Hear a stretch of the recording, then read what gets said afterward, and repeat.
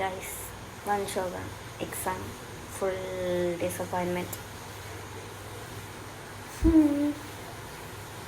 ഹിന്ദി കുറച്ച് മാർക്ക് വേണം, that's my prestige issue. പക്ഷെ ഹിന്ദി ഒന്നുമേ അറിയില്ല.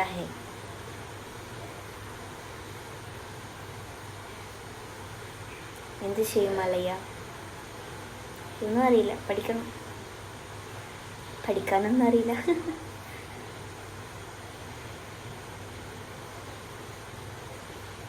ഈ ടൂലിപ്സ് ഇട്ട് ഇങ്ങനെ ഇരിക്കുക. ഇപ്പം ട്രംപിനെങ്ങാൻ വല്ലതും തോന്നി യൂട്യൂബ് അങ്ങാൻ നിരോധിച്ചാലോ?